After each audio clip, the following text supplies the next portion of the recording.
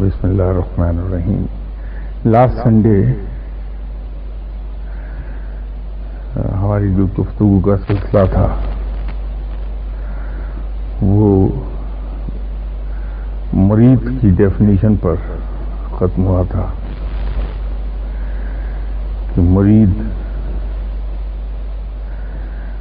اصل میں اس کو کہتے ہیں جو اللہ کی رضا کا طالب ہوتا ہے.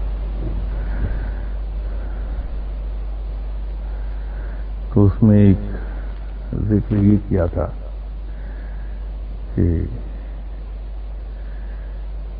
تین چیزیں ہیں: مرید، مراد اور مقصود. تو مرید کے سلسلے میں جیسے میں نے گزارش کی تھی کہ اصل میں جب انسان اللہ کی رضا کی طلب کرتا ہے اور پھر اپنی زندگی کو ایک خاص ڈھب پر لا کے اس انداز میں چلنے لگتا ہے جس سے رب راضی ہو جائے،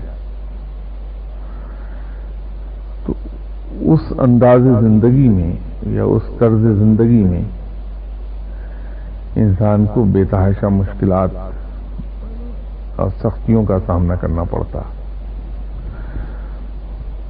اس میں سے چند ایک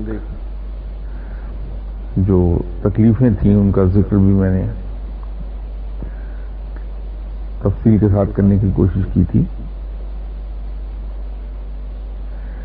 تو جب انسان ان دقتوں اور تکلیفوں سے گزرتا ہے اور اپنی زندگی کو اس انداز میں ڈھال لیتا ہے جس طرح رب تعالیٰ نے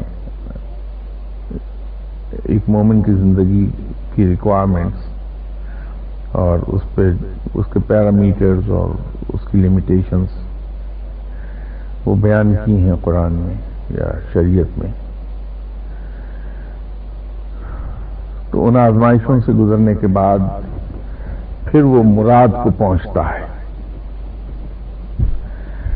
تو یہ وہ مقام ہے جہاں پر انسان کو رب کی رضا حاصل ہو جاتی ہے اور رب تعالی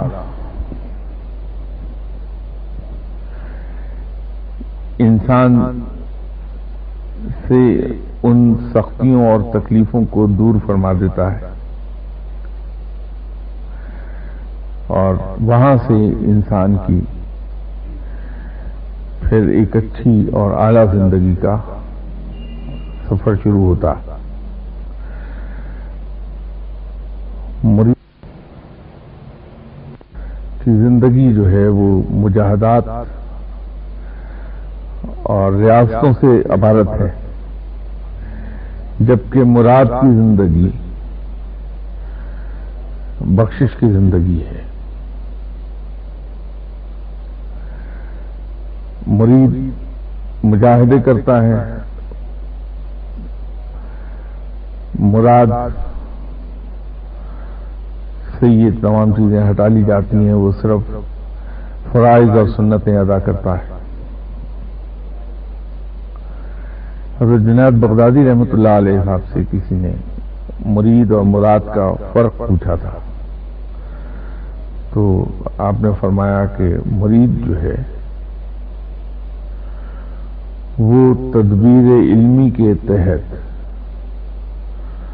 زندگی گزارتا ہے اور مراد بخشش اور عطا کے تحت زندگی گزارتا ہے. مراد کے مقام پر آ کے وہ تمام تکلیفیں، وہ تمام مجاہدے، وہ تمام ریاستیں وہ موقوف ہو جاتی ہیں اور بس پھر انسان جو فرائض اور سنتیں ہیں وہی ادا کرتا ہے اور اس کی زندگی اس ایک ڈگر پہ چلتی رہتی ہے جس ڈگر پر وہ بحیثیت مرید کے مجاہدے اور ریاستیں کر کر کے اسے زندگی کو لایا ہوتا ہے.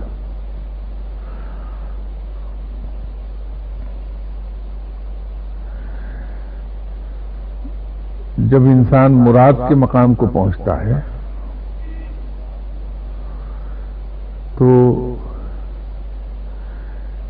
پھر رب تعالیٰ اسے عالم جبروت کی سیر کرا دیتا ہے.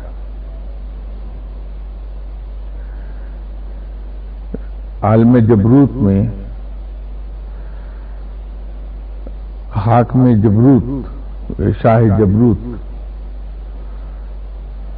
اس کو جلال رب سے عطا کر دیتے ہیں. وہاں سے اسے عالم جمال میں لے جایا جاتا ہے تو انسان کو جمال کا مشاہدہ کرا دیا جاتا ہے. اس طرح سے مختلف جگہوں پر مختلف چیزوں کے مشاہدے شروع ہو جاتے ہیں اور پھر اللہ تعالیٰ انسان کو اپنے جب بہت قریب کرتا ہے تو اس پر ایک اور عنایت فرما دیتا ہے کہ اپنی قدرت کے مشاہدے کی اجازت دیتا ہے، ایک حد تک، پوری طرح نہیں. اسی طرح اپنے کارخانے قدرت کے اسرار جو ہیں اس پر ایک حد تک واضح کر دیتا ہے، گرچہ اس پابندی کے ساتھ کہ ان اسرار کو کہیں بیان نہیں کیا جائے گا مخلوق کے سامنے، لیکن اس کو انعام ضرور ملتا ہے کہ وہ کارخانہ قدرت کے کچھ حصے کی جتنا کہ رب چاہے وہ سیر ضرور کر لیتا ہے، اس سے واقفیت حاصل کر لیتا ہے. اور جب وہ ان اسرار سے واقف ہوتا ہے اور قدرت کا مشاہدہ کرنے لگتا ہے تو پھر اس کی زبان نصیحتوں پر آتی ہے. خلق خدا کے لیے اس کی زبان سے ہدایت کی باتیں نکلنے لگتی ہیں اور وہ ہدایت کی باتیں دل پر اثر انداز ہوتی ہیں اور یوں خلق خدا ان کے ذریعے سے فائدہ حاصل کرنے لگتی ہے. یہی وہ لوگ ہیں جن کو ہم اولیاء کرام کے نام سے جانتے ہیں، ان کو اولیاء کرام کہتے ہیں. اس مقام پر پہنچ کر اولیاء کرام بظاہر جسمانی طور پر تو مخلوق کے درمیان ہوتے ہیں، لیکن باطنی طور پر وہ ہر وقت رب کی طرف رجوع رکھتے ہیں. ان کا دل ہر وقت یاد رب میں مصروف رہتا ہے.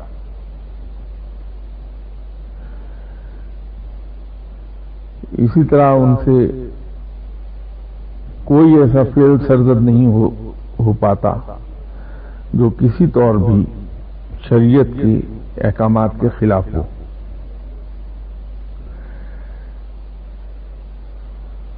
وہ ان پیرامیٹرز کی بڑی سختی کے ساتھ پابندی کرتے ہیں جو اللہ تعالیٰ نے سیٹ کیے ہیں کسی انسان کو زندگی گزارنے کے لیے.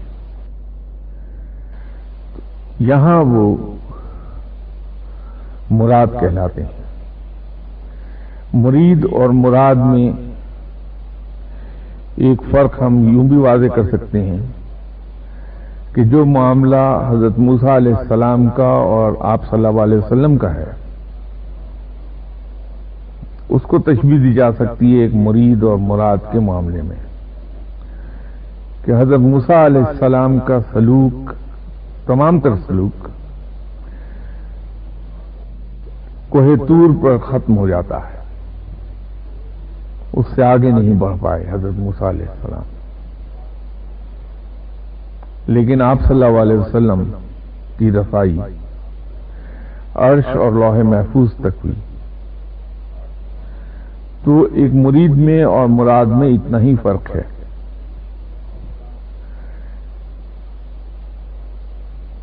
لیکن اس مقام تک، مراد کے مقام تک پہنچنے کے لیے یہ تمام تعریف، اس ڈیفینیشنز اور اس کی تمام اور تشریحات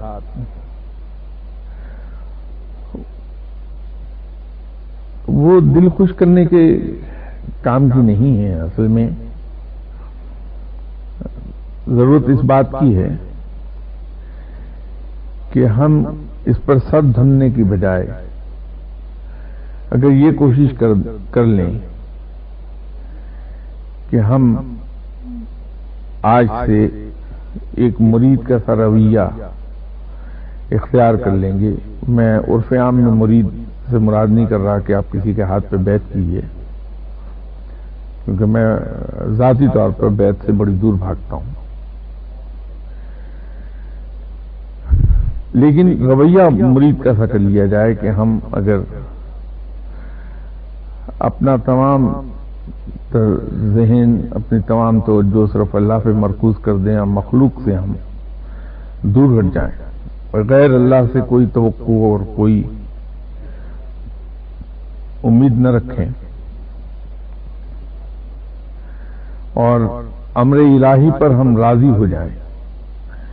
جو کچھ ہمیں رب کی طرف سے عطا کر دیا جائے اور جو کچھ رب تعالیٰ کی طرف سے ہم پر نعمت یا رحمت نازل ہو، جس مصیبت کا ہمیں سامنا کرنا پڑے، ہم اس کو بڑی ہنسی خوشی، بغیر کسی گلے اور شکوے کے، بغیر زبان پر اف لائے، ہم اس میں سے آرام سے گزر جائیں. اپنے نفس کی مخالفت شروع کر دیں. تمام خواہشات اور تمنائیں اپنی ہم ترک کر کے رب کے ارادوں اور آرزوؤں میں اور اس کی خواہشات میں داخل ہو جائیں. تو شروع میں تو دقت ضرور ہمیں آئے گی، ہمیں دنیاوی نقصانات کا بظاہر سامنا کرنا پڑے گا. میں بظاہر پر زور دینا چاہتا ہوں، کیونکہ یہ سودا یقینی طور پر بظاہر دیکھنے میں تو گھاٹے کا لگتا ہے، لیکن در حقیقت دنیاوی طور پر بھی وہ گھاٹے کا سودا نہیں ہے، بلکہ الٹیمیٹلی دنیاوی طور پر بھی فائدہ اس میں ہوتا ہے. میں نے شاید لاسٹ سیٹنگ میں یہ ایکسپلین کرنے کی کوشش کی تھی کہ جب ہم اللہ کے احکامات کے مطابق چلتے ہیں تو ہوتا یہ ہے کہ ہم اپنے اخلاق اور کردار کی وجہ سے خلق خدا میں پاپولر ہو جاتے ہیں اور ہمیں خلق خدا میں بھی عزت عطا ہوتی ہے، اور اس کا الٹیمیٹلی فائدہ ہمیں اگر بزنس میں ہے تو بزنس میں کامیابی کی صورت میں ملتا ہے، اگر ہم جاب کر رہے ہیں تو ترقی اور بڑی تنخواہ کی صورت میں ملتا ہے.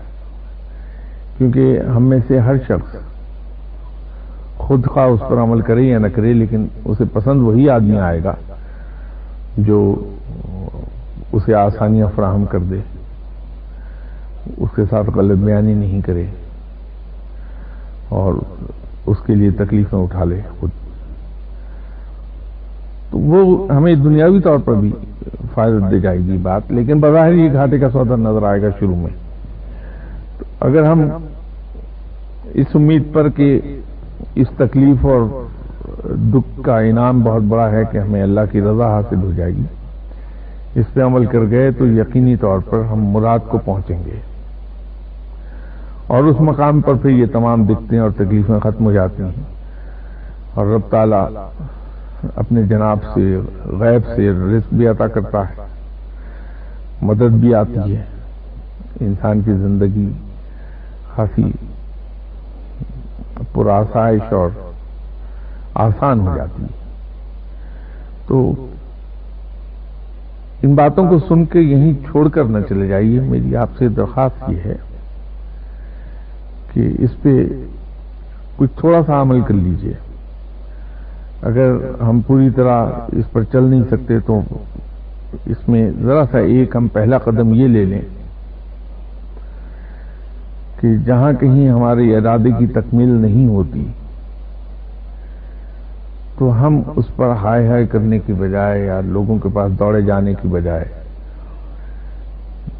یہ سوچ لیں کہ تھوڑا سا انتظار کر لیتے ہیں، ہو سکتا ہے کہ اللہ نے اس میں ہمارے لیے کوئی بہتری رکھی ہو اور ہم اس کو برداشت کر لیں، دیکھیں کل کیا اس کا نتیجہ نکلتا ہے. تو رب تعالیٰ یقینی طور پر اس کا انعام ہی ہمیں عطا فرمائے گا. ہمارے ایک قریبی جاننے والے ہیں جو پروفیسر ہیں کسی یونیورسٹی میں، تو ان کی ترقی کا مسئلہ تھا کہ ان کے سینئرز ان کا حق انہیں دینے پہ آمادہ نہیں. ان سے میری جب بھی بات ہوئی تو میں انہیں آرام سے ہی کہہ دیتا کہ چھوڑیے پروفیسر صاحب، کیا کرنا ہے اس کو، ترقی میں کیا رکھا ہے. ایک دنیاوی ترقی کے لیے کسی شخص کے سامنے جا کے کیا ہاتھ پھیلانا، بیٹھے رہیے، اللہ اس سے بہتر چیزیں عطا کر دے گا. الحمدللہ یہ تو مجھے معلوم نہیں وہ ترقی ملی یا نہیں ملی ہے انہیں، لیکن ایک بات کا مجھے علم ہے کہ پروردگار نے ان کو انپریسیڈنٹڈ قسم کی عزت عطا فرما دی. ترقی ہو جاتی تو شاید ان کو 1500 یا 2000 روپے مہینے کا فائدہ ہو جاتا، لیکن اس کی قیمت اس ملنے والی عزت کے مقابلے پہ شاید وہ رتی برابر بھی ویلیو نہ رکھتی. اب اس وقت عالم یہ ہے کہ جو باہر سے مختلف لوگوں سے باتیں سننے میں ملتی ہیں ان صاحب کے بارے میں، اب ان کی خودداری مشہور ہو گئی کہ بندہ خوددار ہے، جو بذات خود ایک بڑی آج کے دور میں ایک بڑی عزت ہے کہ ہر کوئی یہ کہہ دے کہ آدمی کچھ بھی ہے، خوددار ہے بہت. تو اگر ہم تھوڑا سا دیکھ لیں کہ جو ہم پہ ہمارا ارادہ پورا نہیں ہوا، ہماری خواہش کچھ پوری نہیں ہوئی، اس کا تھوڑا سا انتظار کر لیجئے اور اس میں یہ شور مت کیجئے کہ یہ نقصان ہو گیا، یہ تکلیف ہو گئی، یہ دکھ پہنچا. دیکھیے اللہ تعالیٰ کرتا کیا ہے، اور یقین کیجئے کہ کچھ عرصے کے بعد معاملات کھل کر سامنے آ جائیں گے کہ یا تو اس کا پورا ہو جانا آپ کے لیے نقصان دیتا، صاف پتہ چل جاتا ہے کہ اگر یہ ہو گیا ہوتا تو یہ نقصان ہوتا، یا پتہ یہ لگتا ہے کہ ہم تو بہت کم مانگ رہے تھے، اس سے کہیں زیادہ ہمیں عطا ہونے والا تھا. تو پھر انسان سوچتا ہے کہ رب میرے لیے بہتری کر رہا تھا. تو ایک تو پہلا قدم تو یہ اٹھا لیجئے، میری آپ سے گزارش ہے، کیونکہ آپ میں سے بہت لوگ یہ سوال پوچھا کرتے ہیں دعا کے دوران، تو اس کا جواب میں آج عرض کر دیتا ہوں کہ پہلا قدم تو یہ اٹھا لیجئے. اب چونکہ مرید اور مراد کی بات چل رہی ہے تو مرید سے مراد تک کے سفر کا پہلا قدم میں عرض آپ سے کر دیتا ہوں کہ وہ پہلا قدم ہے. آج سے ایک تہیہ کر لیجئے اپنے دل میں کہ کسی شخص سے ہمیں کتنا ہی کیوں نہ نقصان پہنچ جائے، وہ شخص ہمارے خلاف کتنی ہی سازشیں کیوں نہ کرے، کتنی ہی ہماری جڑیں کیوں نہ کاٹے، یا کتنی ہی ہماری توہین کیوں نہ کرے، ہم اس آدمی کے بارے میں اپنے دل میں کوئی میل نہیں آنے دیں گے. یہ ہم ایک پہلا قدم اٹھا لیں. یہ مرید کا پہلا قدم ہے جو آپ کو مراد تک لے جائے گا.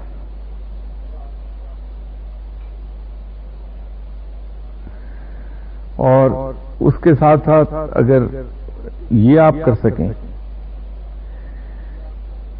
کہ ہر وہ آدمی جو جتنا آپ کو نقصان دینا چاہتا ہے، آپ کی جڑیں کاٹنا چاہتا ہے، آپ کو بدنام کر رہا ہے، آپ کے خلاف کام کر رہا ہے، آپ اتنے ہی اس شخص کے لیے مہربان ہو جائیے بغیر اس کو کہے. اس پہ ظاہر مت کیجیے کہ آپ اس پہ احسان کر رہے ہیں، لیکن اس کے ساتھ اتنا ہی بہتر اور نیک سلوک کر لیجیے. یہ دوسرا قدم ہے. اور تیسری چیز جو آپ کو پہلے قدم کے ساتھ ساتھ کرنا ہوگی وہ یہ ہے کہ اللہ کے ساتھ یہ عہد کر لیجئے اور اس سے دعا بھی کر لیجئے کہ ہمیں وہ توفیق عطا فرما دے کہ ہم کسی شخص کا کوئی عیب اپنی زبان پر نہیں لائیں گے. کوئی شخص ہمیں کتنی ہی غیر اہم یا کتنی ہی اہم بات کیوں نہ بتا دے، ہم اس کو اس کی امانت سمجھ کر اپنے ہی اندر گم کر دیں گے، وہ کہیں کوٹ نہیں ہوگی ہماری زبان سے. دیکھیے فقیر کے یہاں آپ کو ایک چیز اور ملے گی، یہ بہت کم لوگ نوٹس کر پائیں گے، اس لیے میں اسے عرض کرنے لگا ہوں کہ فقیروں کے یہاں اس حد تک لوگوں کی رازوں کی حفاظت ہوتی ہے کہ فقیر کبھی بھولے سے بھی باتوں کی روانی میں اتنا سا بھی ذکر نہیں کرتے کہ فلاں شخص فلاں دن میرے پاس آیا تھا.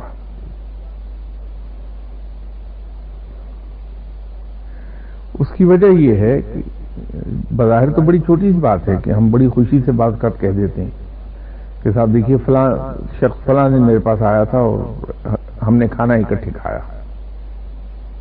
اب یہ ہمارے لیے بڑی معمولی بات ہے، لیکن اس کی امپلیکیشن ذرا سوچئے کہ فرض کر لیجئے میرے دوست ہیں کوئی جو لاہور تشریف لائے اور وہ سیدھے مجھ سے ملنے آ گئے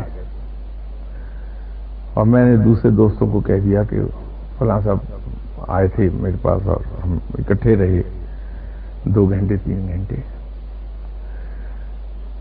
اب یہ ہو سکتا ہے کہ وہ جو میرے دوست ہیں ان کے یہاں بہن بھائیوں میں سے کوئی رہتا ہو، کوئی عزیز رہتا ہو یا دوسرے ہی دوست ہیں، ان سے وہ نہ ملے ہوں، صرف مجھ سے آ گئے میری محبت میں ملنے مجھ سے. اور اگر میں نے کہیں یہ ذکر کر دیا کہ وہ آئے تھے میرے پاس تو دوسروں کا دل دکھے گا کہ ہم سے نہیں ملا، ان سے مل کر چلا گیا. نتیجہ ہوا کہ ان کے تعلقات میں رخنا آ جائے گا. یہ بڑی چھوٹی سی بات ہے لیکن اس کی امپلیکیشن دیکھیے. اور جو ہی دلوں میں میل آیا ایک دوسرے کے بارے میں، تعلقات میں ہلکی سا کھٹاؤ آیا، تو اس کا گناہ کس کے سر ہو گیا کہ جس نے ذرا سی یہ بات ڈسکلوز کر دی کہ فلاں صاحب مجھ سے فلاں وقت مل کر گئے تھے. اب یہ ہے کہ فقیر کے یہاں اس کی بھی یہ احتیاط ہوتی ہے. اب یہاں آپ لوگ تشریف لائے ہیں، آپ کے جانے کے بعد اگر آپ کے والدین میں سے کوئی، آپ کے اولاد میں سے، آپ کے بہن بھائیوں میں سے کوئی آ کے مجھے کہہ دے، اور اکثر ہو جاتا ہے ایسا کہ جب یہ ڈاکٹر صاحب آئے ہوئے تھے آپ کے پاس تو انہوں نے مجھے بھیجا یہ کام کہ صاحب مجھے نہیں معلوم، میں کسی کے بارے میں نہیں جانتا کوئی آیا تھا یا نہیں آیا تھا، آپ اپنی بات کر لیجئے. وہ ضد کیا کرتے ہیں لوگ کہ نہیں صاحب آئے تھے، وہ تو میرے والد ہیں، بیٹا ہوں ان کا میں، تو انہوں نے تو بھیجا آپ کے کہیں. کہتے یہ تو آپ کہہ رہے ہیں نا کہ آپ ان کے بیٹے ہیں، مجھے تو نہیں پتا کہ آپ ان کے بیٹے ہیں، اور انہوں نے آپ سے کہا یہ آپ کہہ رہے ہیں، مجھے تو نہیں معلوم کہ انہوں نے آپ سے کہا ہے. تو میں کیسے کہہ دوں وہ آئے تھے یا نہیں آئے تھے، مجھے نہیں پتا، کوئی آیا ہی نہیں ادھر. تو باضابطہ کئی لوگوں سے یہاں پہ اس پہ آرگومنٹ ہو جاتا ہے، وہ ضد کرتے ہیں کہ نہیں آئے تھے ابھی. تو بات یہ ہے کہ وہ امانت ہے اس شخص کی جو یہاں آیا، آپ جو یہاں تشریف لائے ہیں، آپ کا یہاں آنا میرے پاس امانت ہے. یہ کہیں ذکر نہیں کیا جائے گا کہ آپ تشریف لائے تھے. تو باقی تو باتیں دور کی بات ہے. تو وہ اس لیے نہیں میں کہا کرتا، یا کوئی بھی فقیر آدمی یہ بات نہیں ڈسکلوز کرے گا کہ کوئی مجھے ملا، کسی کا فون آیا، کسی کا لیٹر آیا، ذکر ہو گئی نہیں. اس لیے کہ وہ اس کی امانت ہے اس آدمی کی جو آیا تھا میرے پاس. تو لوگوں کے عیب ان کو دیکھ کے منہ دوسری طرف کر لیجئے، ایز اف کہ آپ نے دیکھا ہی نہیں اس کو. نہ اس کو یاد رکھیے، نہ یاد ہوگا، نہ کہیں ذکر ہوگا اس کا. اور کسی کہ اپنے ساتھ ہونے والی گفتگو کا کوئی بھی حصہ خواہ کتنا ہی وہ غیر اہم کیوں نہ ہو اس کو کوٹ مت کیجیے، کہیں اپنی ذات تک رکھیے، اور کسی شخص کے ساتھ آپ کا کیا لین دین ہے اس کو اپنی ذات تک رکھیے۔ یہ اپنا لیجئے، مجھے پوری امید ہے کہ یہ مرید سے مراد تک کا سفر آپ کا بڑی جلدی کٹ جائے گا، کہ اللہ تعالیٰ بہت سی جو اس میں سختیاں اور ریاستیں ہیں ان سے انسان کو نجات دلا دیتا ہے انہی حرکتوں کی بنا پر، کیونکہ اسے اپنی مخلوق بے پناہ عزیز ہے۔ اس پہ عمل کرنے کی کوشش کر لیجئے، انشاءاللہ تعالی جب کچھ 2-2.5 سال کے بعد آپ سے ملاقات ہوگی تو امید تو اللہ تعالیٰ کی رحمت سے یہی کہ آپ سب مراد کے مقام کو پہنچے ہوئے ہوں گے۔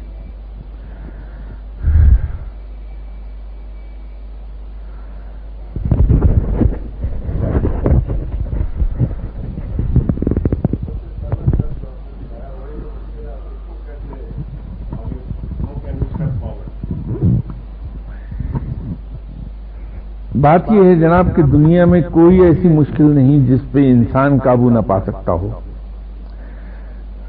اگر اس نے اللہ تعالیٰ سے توفیق مانگی ہے اور یہ دعا کی بھی ہے کہ یا اللہ اس راہ پہ میں چلنے لگا ہوں اسے تو میرے لیے آسان کر دے اور مجھے توفیق عطا فرما، اور پختہ ارادے کے ساتھ چلے گا تو کوئی مشکل نہیں، یہ زیادہ دشوار کام نہیں ہے، اس سے گھبرائیے نہیں، نہایت آسان ہے، اور پھر جب ایک بار شروع کر دیتے ہیں آپ تو وہ نیچر کا حصہ بن جاتا ہے، تو بغیر کسی کانشیس ایفرٹ کے انسان اس پہ عمل کرتا چلا جاتا ہے، دشوار نہیں ہے، اس پہ عمل شروع کر دیجئے ایک بار۔ شروع کے شاید 10-15 دن تو دقت آئے، انسان بہت جھنجلاتا ہے، لیکن پھر ٹھیک ہو جاتا ہے۔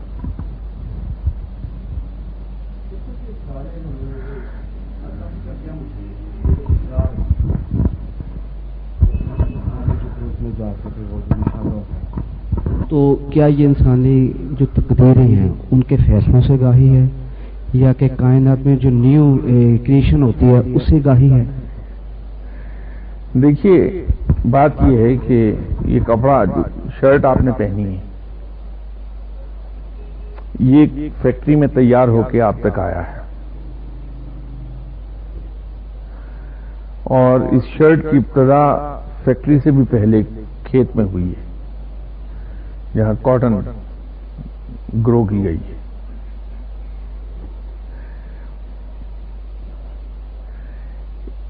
اس قمیض کے آپ تک پہنچنے کی کیا مراحل ہیں، کیسے کیسے وہ مراحل طے ہو رہے ہیں، کس کس عمل سے چیزیں گزر رہی ہیں،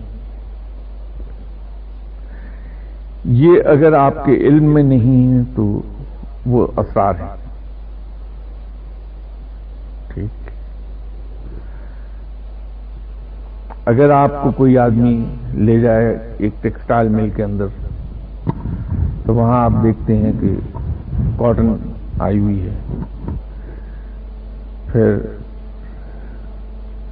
اس کاٹن کی کامنگ وغیرہ ہو رہی ہے، اس کے بعد اس کا دھاگا بن رہا ہے، اور دھاگا بن کے کونس کی صورت میں پھر ویونگ فیکٹری میں جا رہا ہے، اور وہاں کن کن پروسیس سے گزرتا ہے، اس کی وارفنگ ہو رہی ہے، پھر اس کا تانا بنا واپ اینڈ وافٹ اس کا وہ تیار ہو رہا ہے، پھر اس کی بنائی ہے۔ تو جب آپ اس سے آگاہ ہونے لگتے ہیں تو آپ اس قمیض کے بننے کے اسرار سے آگاہ ہونے لگیں۔ ایک مثال آپ کو میں نے کوٹ کی ہے، اسی طرح رب تعالیٰ اس کائنات کو جو چلا رہا ہے وہ بڑا انٹریکیٹ نظام ہے،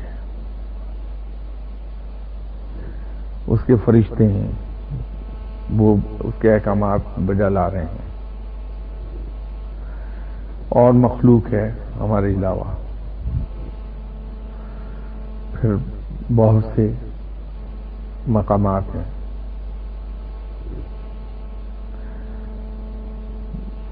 70,000 جہان اور 20,000 عالم ہیں. ان کے اندر کیا ہے؟ ہر وہ چیز جو چھپی ہے وہ اسرار میں آئے گی. تو جو چیزیں ہماری نگاہوں سے چھپی ہوئی ہیں، ہماری عقل سے ماورا ہیں، وہ اسرار میں ہیں. تو رب تعالیٰ جب کسی شخص سے راضی ہوتا ہے، اسے اپنے خواص میں شامل کرتا ہے، اپنے حلقہ دوستی میں جگہ دیتا ہے، تو پھر اس پر کرم نوازی ہوتی ہے. تو اپنے کارخانے قدرت کے اندر جو کچھ ہے یا جو کچھ ہو رہا ہے، اس کا ایک تھوڑا سا حصہ دیکھنے کی اجازت دے دیتا ہے. اور رب کے لیے تو بالکل تھوڑا سا حصہ ہے، لیکن ہمارے لیے پوری دنیا ہوتی ہے. وہ اسی آگاہی سے پھر اسی شخص پر اس پہ زیادہ توکل ہو جاتا ہے. دیکھیے، جب میں ایک دنیاوی مثال سے آپ کو سمجھاتا ہوں، جیسے شرٹ کی آپ کو دی. آپ جانتے ہیں پرائم منسٹر بڑا آدمی ہے، پاورفل آدمی ہے، لیکن اگر پرائم منسٹر ہاؤس میں جا کے اس کے دفتر میں سے بیٹھ کے کام کرتا ہوا دیکھیں، یا پرائم منسٹر سیکریٹریٹ کا کام کرتے ہوئے دیکھیں، یا اس کے ایک حصے کو کام کرتے ہوئے دیکھیں، تو آپ کو احساس ہوگا کہ اس کی ذمہ داریوں کی وسعت کیا ہے اور اس کے اختیارات کی وسعت کیا ہے. اور جب کہیں آپ اس کا ایک بڑا حصہ دیکھ لیں گے تو آپ کا ذہن بالکل کلیئر ہو جائے گا. تو اسی طرح رب تعالیٰ کو ہم غائبانہ طور پہ اس پہ ایمان رکھتے ہیں کہ رب موجود ہے، اس کی تمام صفات پر یقین رکھتے ہیں، ایمان رکھتے ہیں. لیکن اگر اس کے کارخانے قدرت کا ایک تھوڑا سا حصہ ہمیں نظر آ جائے گا تو اس کی عظمت کا اندازہ ہونے لگے گا کہ کتنا بڑا ہے رب.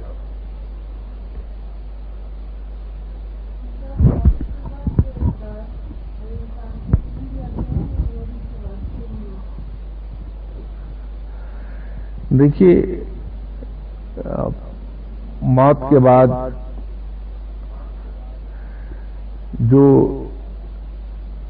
عالم بالا ہے، اس کے اثرات تو روحوں پر نہیں کھلتے، کیونکہ وہ عالم برزخ سے اوپر جا نہیں پاتے. عالم برزخ کے دو حصے ہیں، علین اور سجین. علین میں تو وہ لوگ ہیں جو نیک عمل کرتے ہیں، اور سجین میں وہ لوگ ہیں جو نیک اعمال سے ذرا دور رہتے ہیں. تو عالم برزخ اور زمین کے درمیان کے معاملات تو ان کے علم میں رہتے ہیں، لیکن عالم برزخ سے اوپر کے معاملات ان کے علم میں نہیں آتے.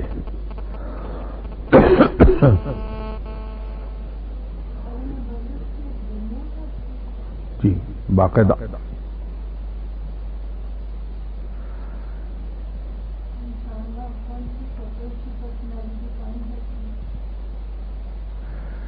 روح تو بذات خود ایک مکمل چیز ہے،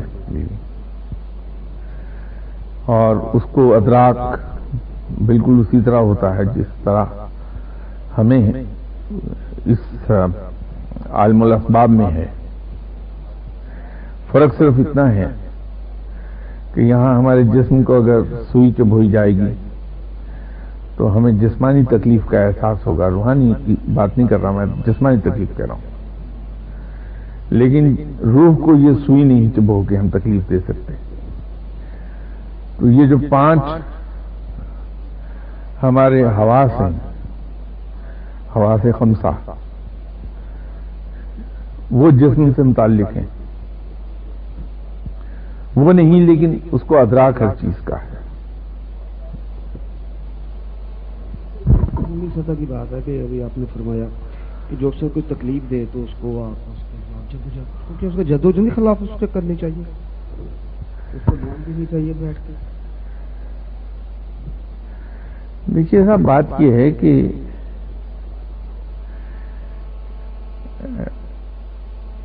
اس کی دو قسمیں ہیں. اگر ایک شخص نے مجھے ذاتی طور پر کوئی دکھ پہنچایا، تکلیف پہنچائی، نقصان دیا، تو معاف کر دینا اللہ کو بہت پسند آئے گا، کیونکہ اللہ خود معاف کرنے والا ہے. دوسرا پہلو ہے اس کا اجتماعی. اگر ہمیں بحیثیت جماعت کوئی ہمیں نقصان دیتا ہے تو اس کے خلاف جدوجہد ہونی چاہیے.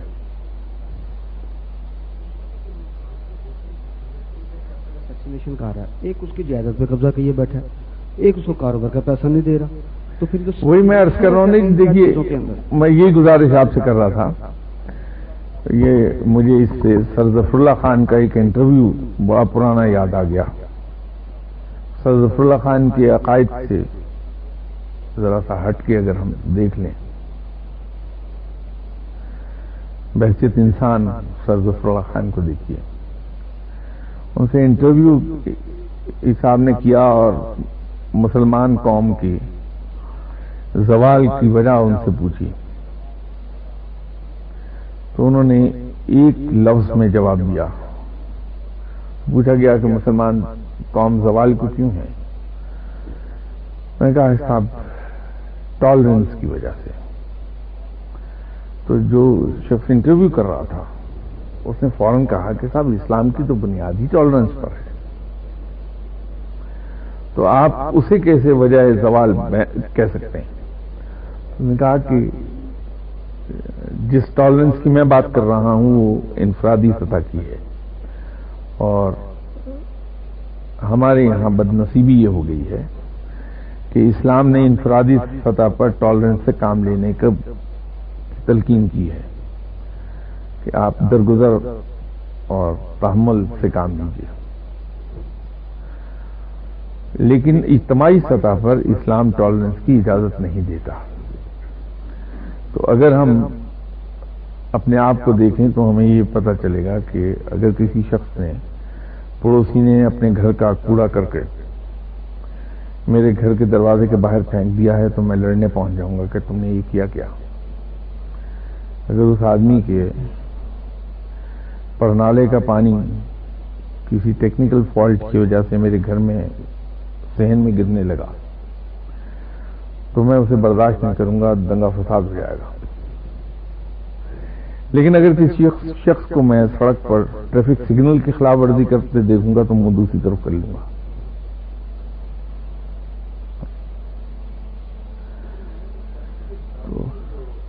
میں ذاتی کی بات کر رہا ہوں. اس سے بڑھ کے جو ہیں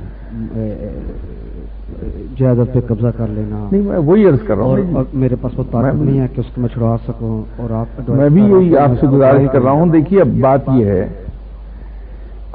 کہ ہم لوگ تھوڑے سے سلیکٹو ہو گئے ہیں اسلام کو سمجھنے کے بارے میں بھی. اگر میں اس کو اس طرح دیکھ لوں کہ اسلام نے مجھے منع کیا ہے کہ اپنے مسلمان بھائی سے میں جھگڑا نہ کروں، دنگا فساد نہ کروں، اس کی زیادتی کو میں درگزر کر جاؤں، تو یہ جائیداد ہے، مادی چیز ہے، آج ہوگی، آج ہے کل نہیں ہوگی. میں اس دنیا سے چلا جاؤں گا، میرے ہاتھ تو ساتھ تو جائے گی نہیں. تو یہ بہتر نہیں ہے کہ میں اللہ کے نام پہ اس شخص کو معاف کر دوں اور اس جھگڑے کو میں یہیں دفن کر دوں، تو اس کا اجر اللہ سے بے پناہ مل جائے گا.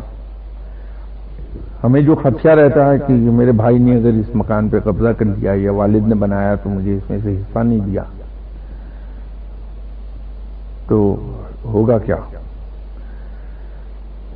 ہو سکتا ہے کہ اگر میں اس خیال سے کہ یہ میرا سگا بھائی ہے، یہ اس جائیداد کی وجہ سے مجھ سے تعلقات خراب کرنا چاہ رہا ہے، تو میں تعلقات کو بچا لوں، مکان چھوڑ دوں، تو میں اسے کہوں کہ بھائی مجھے نہیں چاہیے، یہ نہیں لینا. میں رضاکارانہ طور پہ اور خوشی کے ساتھ یہ حصہ اپنا آپ کی فیور میں سرنڈر کر رہا ہوں. میری طرف سے تحفہ سمجھ کے قبول کر لو. دل میں میرے یہ ہے کہ یہ بھائی ہے میرا، اس کے ساتھ تعلقات نہ خراب ہوں جائیداد کی وجہ سے. ہے نا، اپنے بھائیوں کے لیے دوستوں کے لیے کر لینا. میں تو تھوڑی سی ڈفرنٹ سی بات کر رہا ہوں کہ نہیں ایسا چلیے یوں کر لیجیے. میں چلیے سمجھانے کو کہتا ہوں کہ آپ کو وہ نقصان دیتا جا رہا ہے. اس کے لیے رسول تو کہتے ہیں اس کے خلاف لڑ. وہ صحابہ کرام نے پوچھا جی اس لڑائی میں اگر میں مارا گیا کہتے نہیں وہ دوزخ میں آپ جنت میں جائیں گے. اور وہ صحابہ کرام نے کہا حضرت اگر وہ اس کو ہم نے مار دیا تو آپ نے کہا وہ پھر بھی دوزخ میں جائے گا تم جنت میں جاؤ گے. اب یہ ڈائریکشن کیا ہے اور یہ ڈائریکشن کیا ہے؟ بات یہ ہے کہ صاحب پہلی بات تو یہ ہے کہ یہ حدیث میری نظر سے گزری نہیں ہے، ورنہ میں ضرور اس پہ آپ سے کوئی نہ کوئی عرض کر دیتا. حدیث اور قرآن کے بارے میں کچھ ذرا زیادہ محتاط رہتا ہوں کہ اگر ذرا سا بھی شبہ ہو جائے کہ اس میں مجھے یاد نہیں پوری طرح تو میں اس کو حوالہ نہیں دوں گا. یہ تو میں نے بالکل نہیں کبھی نہ سنی نہ کبھی پڑھی. لیکن میں اتنا جانتا ہوں کہ قرآن نے ایک بات یہ کہی ہے کہ اگر تمہارے ساتھ کوئی زیادتی کر دے، ظلم کر دے، تو تمہیں بدلہ لینے کی اجازت ہے، لیکن صرف اسی قدر جس قدر تمہارے ساتھ زیادتی کی گئی ہے. اور اس کے ساتھ ہی آگے ایک اور حصہ ہے، اللہ معاف کرنے والا ہے اور معاف کرنے والوں کو پسند کرتا ہے. میں تو دیکھیے میں کمزور اور طاقتور کی بات نہیں کر رہا، میں تو صرف رب کی بات کر رہا ہوں. سر آبجیکٹ کو گین کرنے کے لیے کلاسیفیکیشن کرنی پڑے گی. نہیں وہ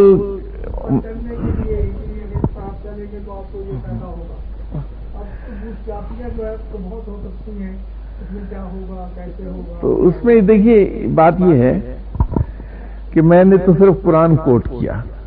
اچھا قرآن کے اندر بدقسمتی سے میں نہیں یہ چیز نکال پایا کہ یہ حصہ اپلیکیبل صرف کمزوروں پہ ہے یا طاقتوروں پر ہے. میں یہ سمجھتا ہوں کہ یہ سب پر ایکولی اپلیکیبل ہے. اللہ نے ہمیں ایک چوائس دی، آپشن دی ہے کہ میں اپنے ساتھ ہونے والے ظلم اور زیادتی کا بدلہ لے لوں، اس احتیاط کے ساتھ کہ اس بدلہ لیتے ہوئے میں زیادتی کی طرف نہ چلا جاؤں. تو مجھ پہ کوئی گرفت نہیں، وہ میرا حق ہے. ٹھیک ہے، یہ ایک چوائس ہے میرے پاس قرآن کے مطابق. دوسری چوائس میرے پاس یہ ہے کہ میں یہ دیکھ لوں کہ اللہ معاف کرنے والا ہے اور اس کی سنت یہ ہے کہ دوسرے کو اس کی زیادتی کے لیے معاف کر دیا جائے. تو اس صورت میں اللہ کا پسندیدہ آدمی ہو جاؤں گا. تو اب مجھے دیکھنا یہ ہے کہ میں بدلہ لے کر انتقام کی آگ ٹھنڈی کر لوں یا میں اللہ کا پسندیدہ بندہ ہو جاؤں. چوائس میری ہے. پہلی صورت میں بھی کوئی گناہ نہیں، مجھ پہ کوئی گرفت نہیں ہے کیونکہ اللہ نے اجازت دے دی. دوسری صورت میں انعام ہے کہ میں اللہ کا پسندیدہ بندہ ہو جاؤں گا. تو چوائس ہر شخص کے پاس، ہر مسلمان کے پاس ہے، جس طرف کو چاہے وہ چلا جائے. اللہ کا مال ہے، ٹھیک ہے، تو وہ لے جائے. لیکن اب انتظار جو ہے کہ وہ اس کا پسندیدہ بندہ ہو جاؤں گا اور ظاہر ہے وہ اس کے بدلے کچھ نہ کچھ ضرور دے گا. ٹھیک ہے جی. تو اب یہ سفر کتنی دیر، یہ کتنی لمبائی ہوگی سفر میں، اور جو پہلے اولیاء کرام تھے 1000 سال پہلے یا 1500 یا جتنی بھی دیر، اور آج کے اولیاء کرام میں بھی اسی طرح علم آ جانا چاہیے کہ وہ اس وجہ سے الیکٹرو میگنیٹک ٹرینز بن گئی، 3 گھنٹوں کا سفر 1 گھنٹے میں طے کر رہی ہیں. تو اس طرح وہ یا اسے اللہ تعالیٰ وہ علم نہیں دے رہا ابھی اس مرشد کو، فقیر کو اس وقت میں، کہ وہ اس فاصلے کو جو انتظار کا ہے، صبر کا، ہم سب کچھ کر لیتے ہیں، یہ سب جان مال جائیداد اللہ کا ہے، فاصلہ کم کروا دے، وہ اتنا تو کر لے، باقی اتنی طرف دوسری ترقی چل گئی.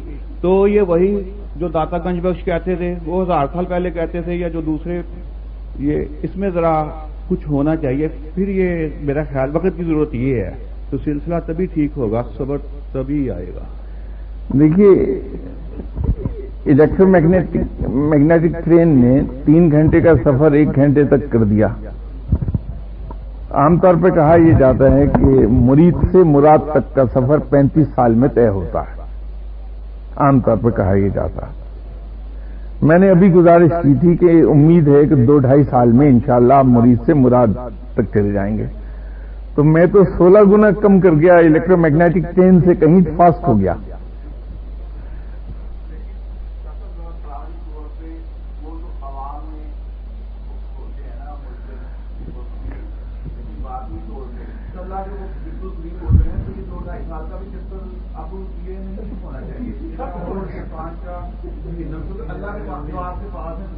وہ پہلے کام کرا دیں گے تو باقی طور پہ وہ غریب ہیں تو ہم تو پڑے تو وہ اس میں تھوڑا سا اللہ سے یہ کہنا چاہیے کہ ٹھیک ہے سب کچھ اللہ کا مال اللہ ہے، جو کچھ بھی اللہ ہے، ٹھیک ہے، یہ ذرا جلدی کر. اب دیکھیے آپ نے مجھے الیکٹرو میگنیٹک ٹرین کا حوالہ دیا تھا تو میں نے تو آپ کا کمپیرزن ڈرا کر دیا. اب دعا کیجئے پروردگار اس سے زیادہ فاسٹر ٹرین کوئی نکال دے تو یہ ٹائم 2-2.5 سال سے ریڈیوس ہو کے اور 6 مہینے پہ آ جائے گا. یہ ایسا ہے کہ دیکھیے ہم اگر نیک کام اجر کی امید پر کریں کہ ہمیں اس کا اجر مل جائے تو تجربہ یہ ہے کہ پھر اس نیک کام کا اجر ملتے ملتے ایک زمانہ لگ جاتا ہے. لیکن اگر ہم نے یہ سوچا کہ میں یہ کام صرف اس لیے کر رہا ہوں کہ میرا رب اس کو ایسے چاہتا ہے، اس کے جواب میں وہ انعام دے دے یا سزا دے دے، یہ اس کی ثوابدید ہے، مجھے اس سے غرض نہیں. تو دیکھا یہ گیا ہے کہ اجر بے پناہ تیزی کے ساتھ ملتا ہے اور ہاتھوں ہاتھ، جس کو ہم کہتے ہیں ہتھیلی پہ سرسوں جمنے لگتی ہے. اپنی کسی گفتگو کے دوران میں نے ایک بار حضرت بی بی رابعہ بصری کا ایک واقعہ بیان کیا تھا، اگرچہ وہ تمثیلی میں تو اسے سمجھتا ہوں کہ وہ لوگوں نے ایک بار انہیں، وہ سمبولک چیز ہے کچھ تھوڑی سی، کہ لوگوں نے دیکھا کہ حضرت بی بی رابعہ بصری بازار میں دوڑی چلی جا رہی ہیں، ایک ہاتھ میں وضو کرنے والا لوٹا ہے پانی سے بھرا ہوا اور دوسرے ہاتھ میں انگارے ہیں. تو لوگوں نے پوچھا کہ بی بی کدھر کا قصد ہے؟ تو فرمایا کہ میں اس جہنم کی آگ کو بجھانے جا رہی ہوں جس کے خوف سے لوگ نیک کام کرتے ہیں، اور اس جنت کو آگ لگانے جا رہی ہوں جس کی لالچ میں لوگ نیک کام کرتے ہیں. ہمیشہ جب بھی مجھے موقع ملا میں آپ سب سے یہی گزارش کرنے کی کوشش کیا کرتا ہوں کہ عبادات کے وہ جو عبادت کے 4 جو درجے ہیں، آپ اعلیٰ ترین درجے کی عبادت کیجیے. پہلا درجہ تو یہ ہے کہ انسان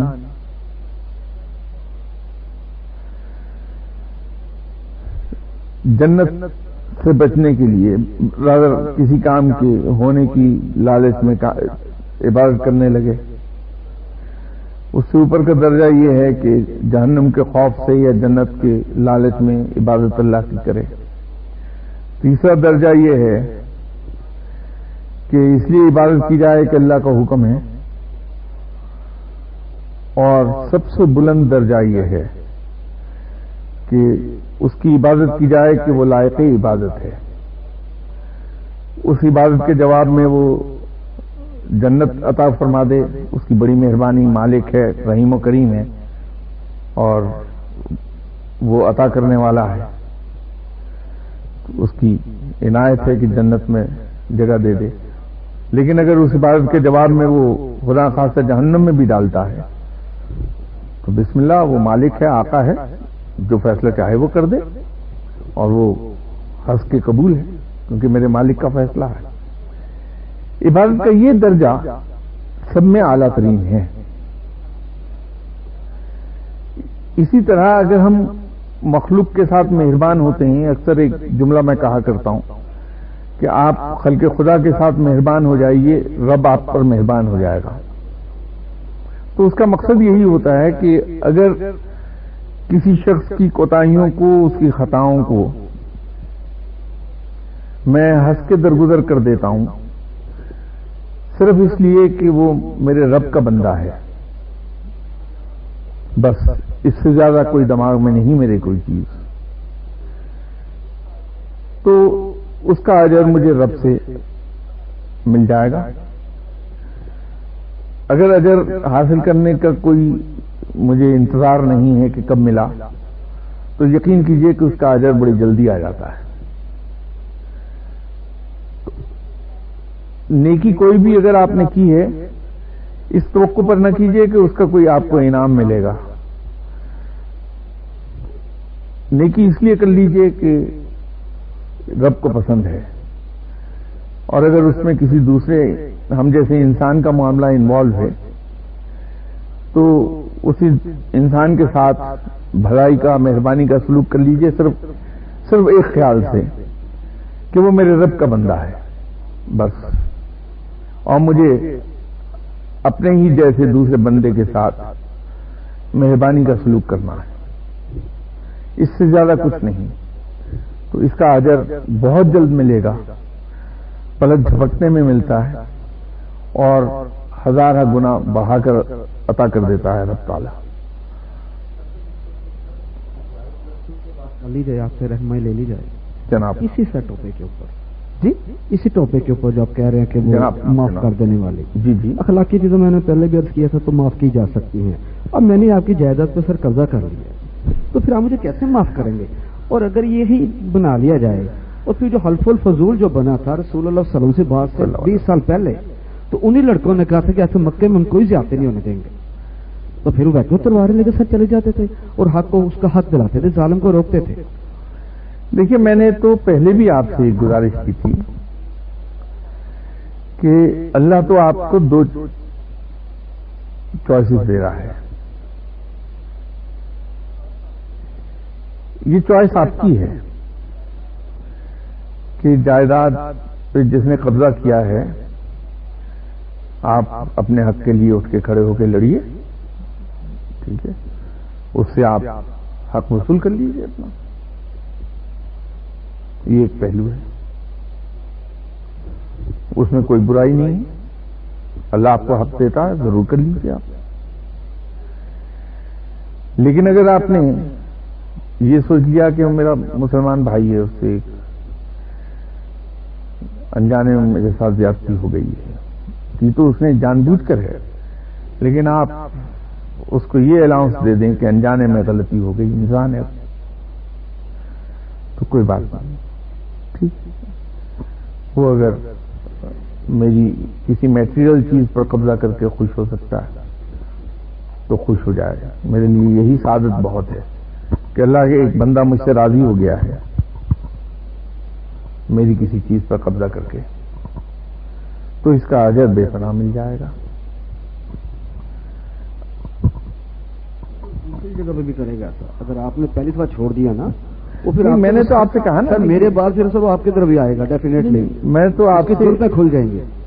میں تو آپ سے گزارش کر رہا ہوں نا کہ چوائس آپ کی ہے، میں آپ کو یہ نہیں کہہ رہا کہ آپ کے پاس چوائس صرف ایک ہی ہے کہ معاف کر دیجیے، میں تو آپ سے کہہ رہا ہوں چوائس آپ کی ہے، جو چاہے کر لیجیے دونوں میں سے۔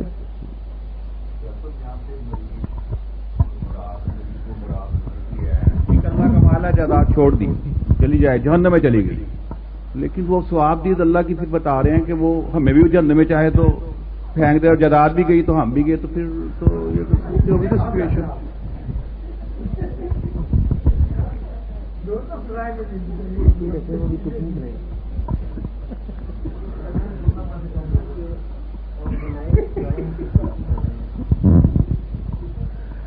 بات یہ ہے کہ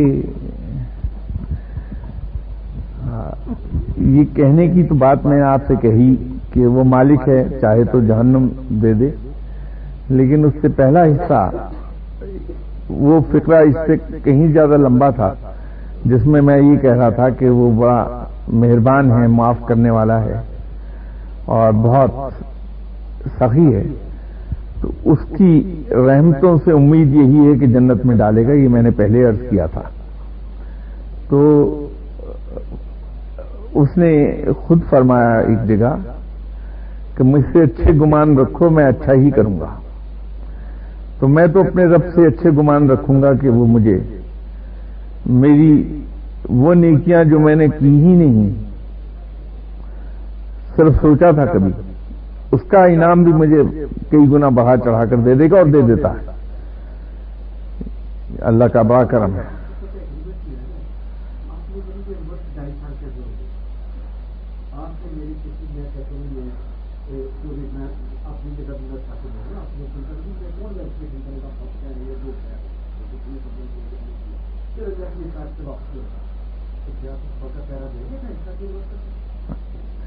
مجھے ایک چیز بتائیے صاحب،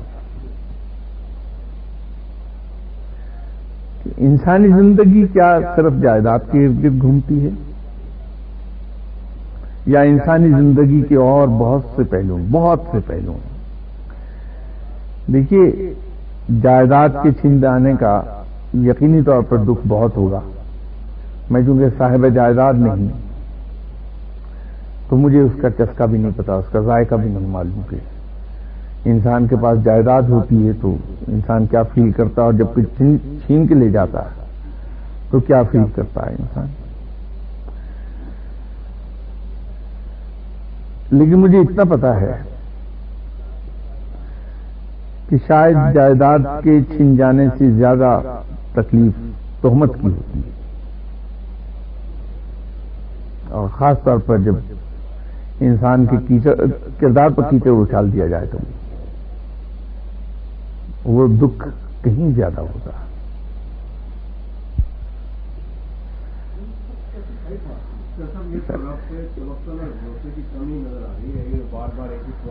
تو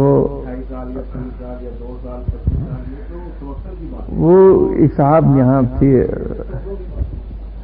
نہیں سمجھنا چاہتے ہیں، جب تک نہیں سمجھ میں آتا سوال بالکل کریں، ان کا حق ہے. وہ صاحب آج اگر یہاں موجود ہوتے تو زیادہ اس بات کا مزہ آتا. انہوں نے، پرانی بات ہے، آج سے میرا خیال ہے شاید 20 سال پرانی یا اس سے بھی ذرا زیادہ ہوگی.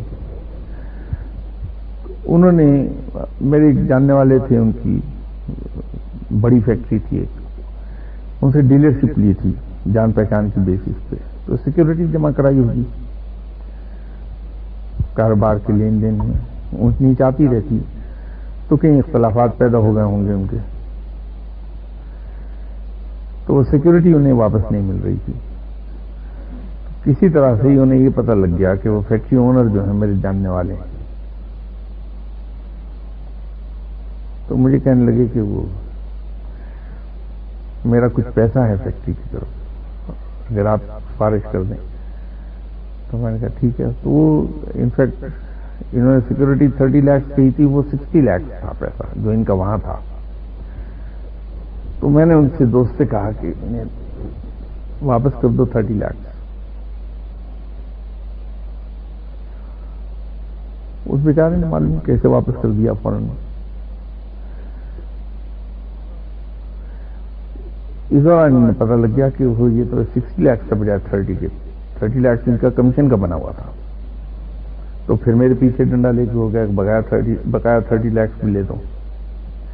تو مجھے شرم آ رہی تھی کہ ایک آدمی سے میں نے پہلے سفارش کی، اب دوبارہ جا کے سفارش کر دوں. میں اوائڈ کرتا رہا، وہ میری جان کو آئے ہوئے تھے. تو میں نے انہیں سمجھایا کہ دے دے گا، کوئی بات نہیں، اب آپ طے کر لیجئے اپنے معاملات، وہ واپس کر دے گا، مجھے کیوں گھسیٹتے ہیں اپنے کاروباری معاملات میں. وہ نہیں باز آئے. تو ایک دن وہ صبح سے بیٹھے ہوئے میرا پیچھے ڈنڈا لے کے پڑے ہوئے تھے کہ اٹھ کے جاؤں اور جا کے ان سے میں کہہ دوں کہ ان کے 30 لاکھ یہ بھی واپس کر دیں. تو میں نے ان سے کہا کہ سنیے، اگر یہ 30 لاکھ آپ کو اس وقت مل جائیں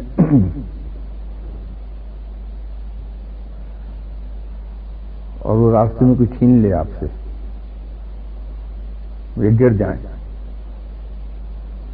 یا کسی اور طریقے سے ضائع ہو جائیں، پھر کیا کریں گے آپ؟ یہاں تو یہ امید ہے کہ آپ کے 30 لاکھ ہیں، آج نہیں تو کل لے لیں گے آپ ان سے، لیکن وہ تو ضائع ہو گئے، پھر کیا کریں گے آپ؟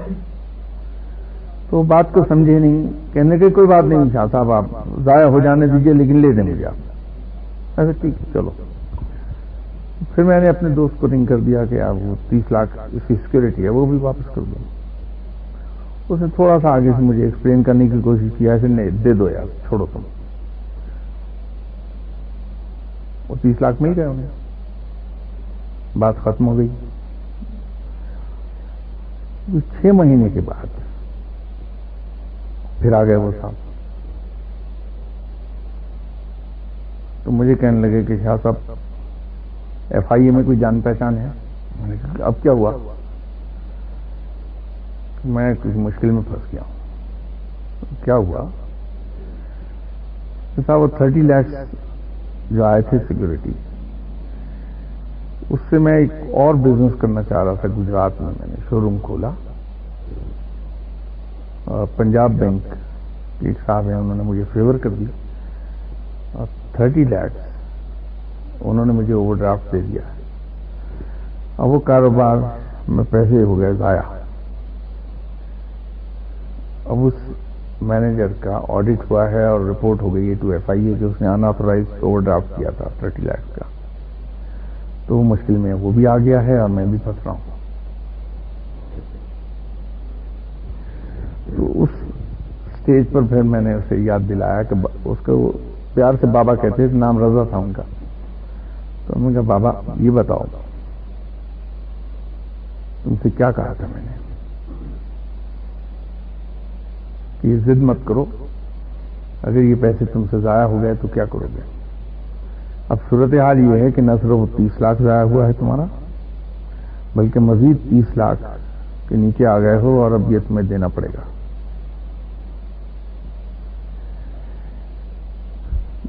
بات یہ ہے کہ یہ صرف چیزوں کو وہ پھر ایک لمبا ان کا سلسلہ چلا، مشکلات میں جو بھی ہوا، بہرحال وہ پھر دوست ہی اس کے کام آئے کہ وہ ادھر ادھر سے ارینج کرا کے وہ 30 لاکھ جمع کرا کے جان چھڑوا دی اس کی، جو شاید اب بھی واپس نہیں ملے ہوں گے ہمیں دوستوں کو، وہ 30 لاکھ آج بھی واپس نہیں آئے۔ یہ صرف دیکھنے کا ایک پہلو ہے۔ آپ میری جائیداد پہ قبضہ کر لیجیے اگر ہو تو، بسم اللہ، لیکن اس کی میرے اچھا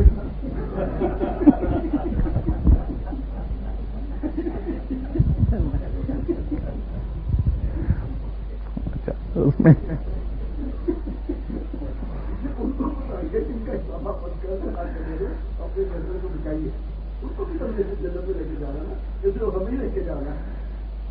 نہیں میں تو آپ کو بھی نہیں کہہ رہا، میں تو کہا کہ آپ کو آپشن ہے، آپ کے پاس چوائس ہے آپ کا۔ جس طرح سے دیکھیے کسی صاحب نے مرشد اور باپ کے بارے میں ایک سوال پوچھا تھا کہ باپ اور مرشد میں سے فرق انہوں نے معلوم کیا، تو اسی دن میں ایک بات ان سے میں نے کہی تھی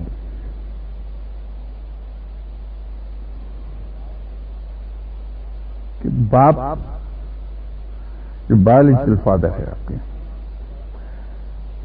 اس میں آپ کی چوائس کو دخل نہیں تھا، مرشد بائی چوائس ہے۔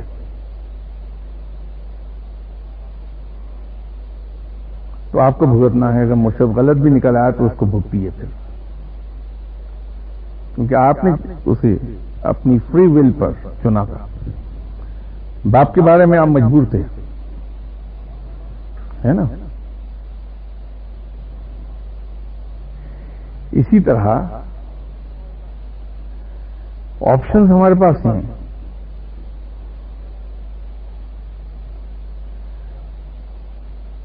اب ہم کیا اس میں سے پک کرتے ہیں، وہ ہماری اپنی علمی استعداد اور وین پر ہے کہ ہمارا وین کیا ہے.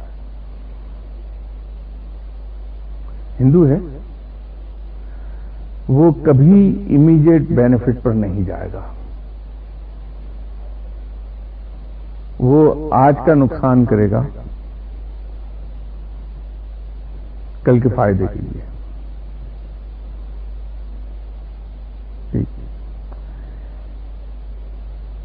مسلمان ہمیشہ امیڈیٹ فائدے پر چلا جائے گا. انگریز 100 سال بعد کا فائدہ سوچے گا. وہ ہندو سے بھی 2 ہاتھ آگے.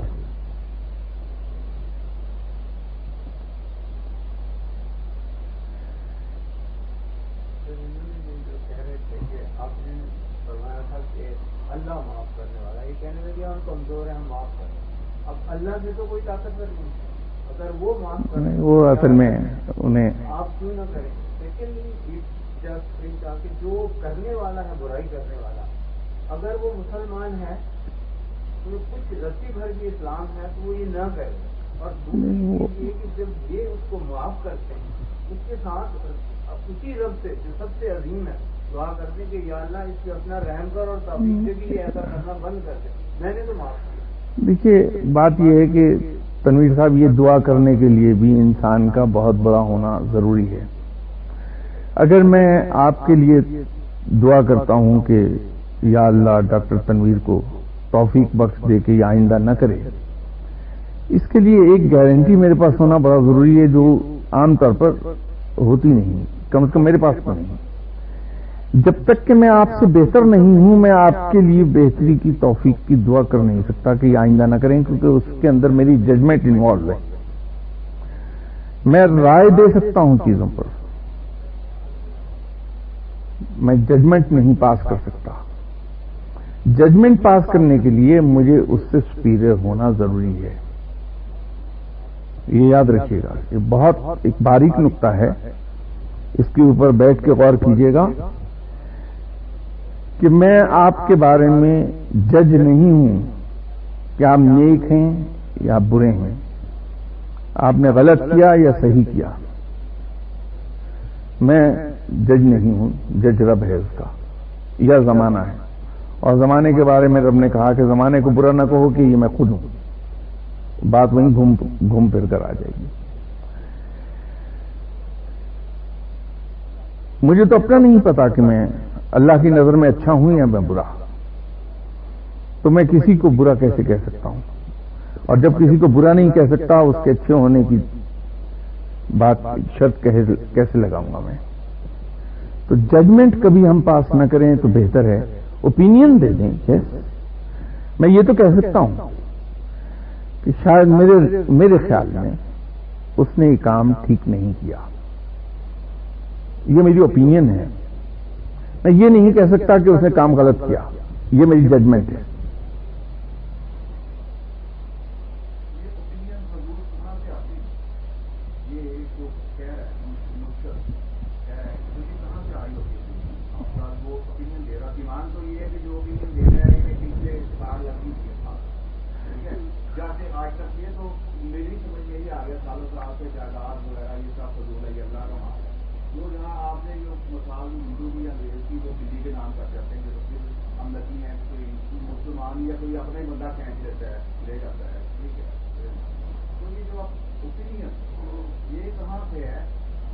یہ اصل میں تھوڑی سی بات مرشد اور مرید کے تعلق سے ہٹ کر میں نے کہی تھی. وہ ایک کیونکہ ڈاکٹر صاحب نے یہ کہا کہ یہ دعا کر دی جائے کہ یہ ججمنٹ ہے اور میں ایک ڈیسیژن نہیں دے سکتا کسی کام پر. اپنی رائے تو دے سکتا ہوں. ایک بہت باریک سی چیز ہے، اس کو کبھی بیٹھ کے غور کریں گے آپ 1-2 گھنٹے اس معاملے پر تو وہ جیسے اس میں آکسفورڈ میں انگلش کے ٹیچر نے شیکسپیئر پڑھایا تھا. جب وہ پڑھا چکا شیکسپیئر کو، شیکسپیئر کے وقت وہ پڑھا رہا تھا اسٹوڈینٹس کو، تو جب وہ پڑھا چکا تو اس نے اسٹوڈنٹ سے پوچھا کہ آپ شیکسپیئر کے ورکس کو سمجھ گئے؟ تو سب نے کہا ہاں ایکسپٹ فور ون. تو وہ پروفیسر پریشان ہوا کہ شاید میں پوری طرح ایکسپلین نہیں کر سکا جو یہ اسٹوڈنٹ میرے لیکچرز کو سمجھ نہیں پایا. تو اس نے فکر مندی سے اس سے پوچھا کہ کون سا حصہ ہے شیکسپیئر کے ورکس کا جو تمہیں سمجھ نہیں آیا، یا میرا کون سا لیکچر ہے جو تمہیں سمجھ نہیں آ سکا؟ تو اس نے کہا کہ یہ بات نہیں ہے، آپ نے تو پڑھایا بڑا صحیح تھا، لیکن مسئلہ یہ ہے کہ شیکسپیئر کے ورکس کو سمجھنے کے لیے شیکسپیئر سے بڑا ہونا ضروری ہے، وہ میں ہوں نہیں.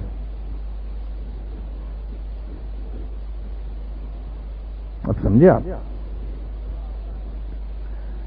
میرے لیے بڑا آسان ہے کہ میں میو ہاسپٹل کے ایک کارڈیو سرجن کے بارے میں یہاں گھر پہ بیٹھا ہوا رائے دے دوں کہ وہ اچھا سرجن نہیں ہے،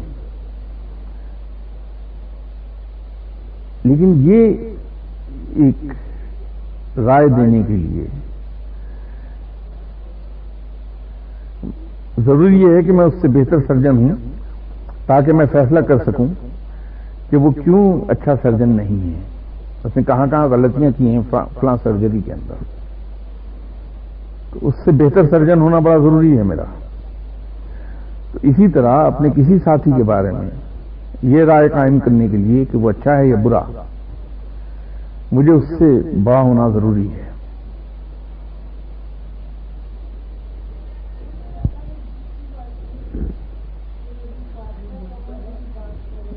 سوری اچھا جی، آپ کیا فرما رہی تھی؟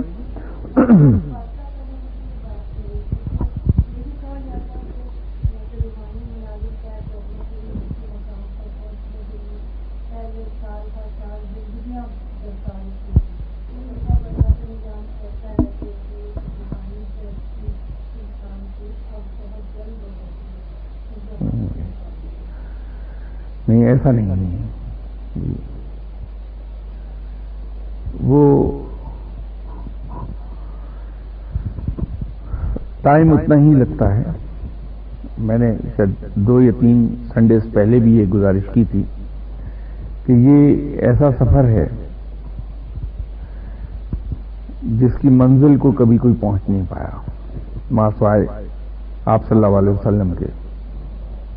باقی سبھی اس راہ کے مسافر ہیں، کوئی منزل سے 10 میل دور ہے، کوئی 15 میل دور ہے، کوئی 2 میل دور ہے، کوئی 100 میل دور ہے، ہیں سبھی مسافر.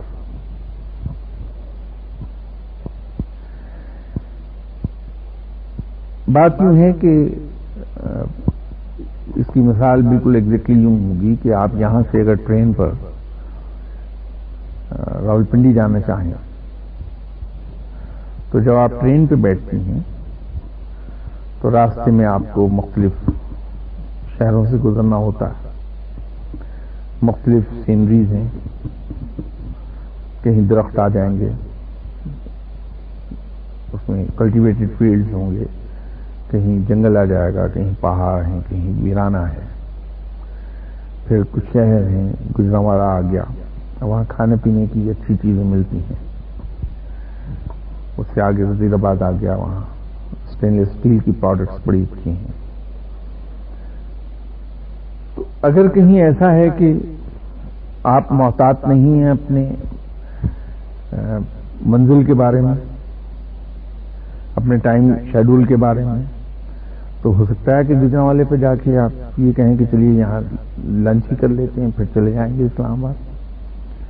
ٹھیک ہے، اس سے آگے آپ کو پھر دل چاہا کہ چلیے یہاں اسٹین لیس اسٹیل کی پروڈکٹس خرید لیتے ہیں. جیلم پر پہنچ کر آپ کو جو دریا کے کنارے مسجد ہے وہی بہت بھا جائے تو وہیں بیٹھ جائیں آپ. تو آپ کی منزل آپ سے دور ہوتی چلی جائے گی. اسی طرح اس راہ میں ہوتا یہ ہے کہ انسان جب اس میں سفر کرتا ہے بہت ارلیسٹ سٹیج پر، بہت ہی ارلی سٹیج ہے وہ، اس پہ واسطہ پڑنے لگتا ہے، انسان کی روح کی لطافت اس مقام پر آ جاتی ہے کہ کچھ مخلوق جو ہمیں بظاہر نظر نہیں آتی وہ دکھائی دینے لگتی ہے، ان سے گفتگو شروع ہو جاتی بعد میں. تو اگر انسان خود محتاط نہیں، یا اس کا گائیڈ یا سپروائزر یا ڈائریکٹر جو بھی آپ کہنا چاہیں، وہ اگر زیادہ پروفیشنٹ نہیں ہے تو وہ آدمی وہیں پر ٹک جاتا ہے، اسی کو انتہا سمجھ لیتا ہے، پھر وہیں بیٹھا رہ جاتا ہے، اسی میں وہ سمجھتا ہے کہ میں ولایت کی انتہا کو پہنچ گیا، جبکہ ایسا ہوتا نہیں. اس سے اگلے مقام آتے ہیں، پھر کشف و کرامات آتا ہے تو لوگ اسی کے اندر کھو جاتے ہیں اور کہیں پہنچ نہیں پاتے. اسی کو وہ انتہا سمجھ کے لوگوں سے کہنے لگتے ہیں کہ صاحب میں تو غوث ہو گیا، میں قطب ہو گیا، میں ابدال ہو گیا. تو وہ اسی مقام پر کھو جاتے ہیں. کچھ اس سے اگلے مقام پر کرامات سرزد ہوئی تو اسی میں کھو گئے. تو لوگ آج کل جو ہے ایک معیار اپنا گھڑا ہے لوگوں نے، وہ ہے کہ صاحب اگر کوئی صاحب کشف و کرامات ہے تو وہ ولی اللہ ہے، کوئی مستجاب الدعوات ہے، دعائیں اس کی قبول ہوتی ہیں تو وہ ولی اللہ ہے. صاحب وہ ولی اللہ کیسے ہے؟ یہ تو کتے اور بلیوں کو بھی کشف ہوتا، وہ آپ کو آنے والی جو مصیبتیں ہیں اپنے حرکات سے، اپنے رد عمل سے آپ کو ظاہر کر دیتی. پرندوں کو ہوتا ہے. وہ جو قصہ میں نے ایک سنایا تھا اس کا مزار کا، وہ آپ مندر میں کھڑی ہو کے رب سے دعا مانگ لیجئے، رب سن لیتا. گرجے میں کھڑی ہو کے دعا مانگیے، گرجے میں سن لے گا رب. تو یہ کون سی بڑی بات ہے؟ یہ کیا پنڈت کی نہیں دعا سنتا اللہ؟ کسی سادھو کی نہیں سنتا، پادریوں کی نہیں سنتا، سب کی سن رہا ہے وہ. تو پھر اس حساب سے تو یہ سبھی ولی اللہ ہونے چاہیے. تو وہ ہم نے اپنا ایک معیار گھڑ دیا، اس لیے لگتا ہے کہ فوراً بندہ ولایت کے مقام پہ پہنچ گیا.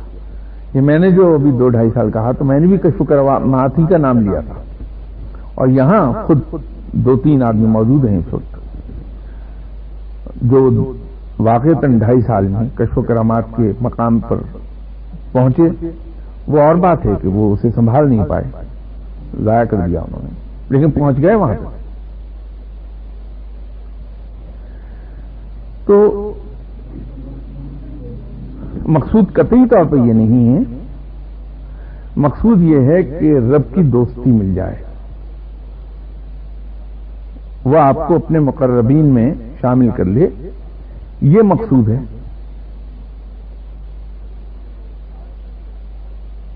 تو اس میں تو ساری عمر گزرتا ہی رہتا ہے، اس مقام سے منزلیں طے کرتا رہتا ہے، تو آخری منزل تک نہیں پہنچ پاتا. وہاں تو بس صرف آپ صلی اللہ علیہ وسلم پہنچے. میں نے ابھی حضرت موسیٰ علیہ السلام کا حوالہ دیا تھا، اور اس کے بعد آپ صلی اللہ علیہ وسلم کے بارے میں میں نے عرض کی. وقت اتنا ہی لگتا ہے.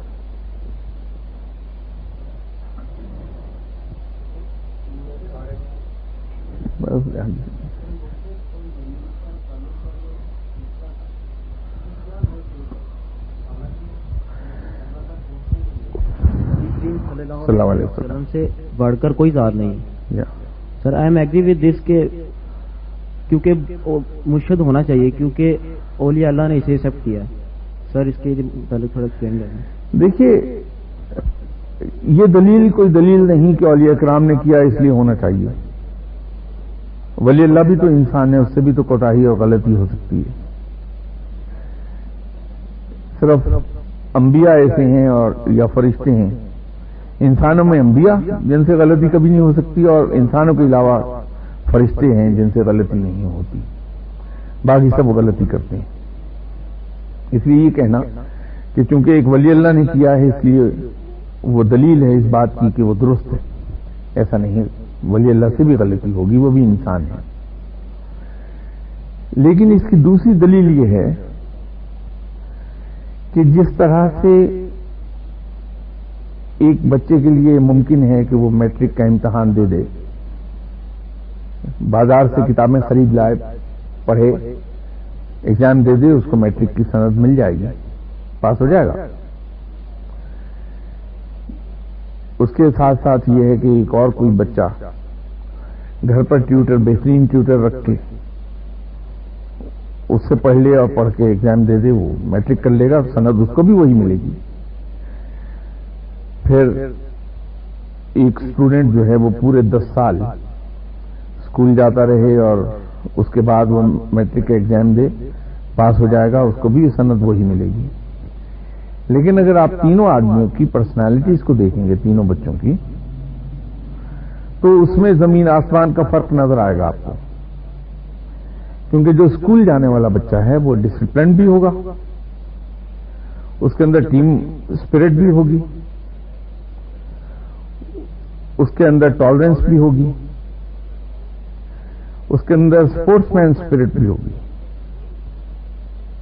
جبکہ دوسرے دونوں بچوں کے اندر یہ چیزیں نہیں ہوں گی. گروپ ٹاسک کر پائے گا اسکول کا بچہ، یہ نہیں کر پائیں گے. تو میٹرک تو تینوں ہی ہو گئے. یہی رول جو اسکول کسی بچے کی زندگی میں پلے کرتا ہے، یہی رول مرشد یا سپروائزر یا ڈائریکٹر یا گائیڈ، جو بھی آپ کہنا چاہیں، وہ رول ادا کرتا ہے کہ انسان کو ڈسپلن کرتا ہے، اس کو ادب آداب سکھاتا ہے، اس کو پروٹوکول سکھاتا ہے، ان تمام چیزوں سے وہ واقف کر دیتا ہے، جو کہ بغیر استاد کے، بغیر مرشد کے سیکھنے والا شخص کبھی نہیں سیکھ پائے گا.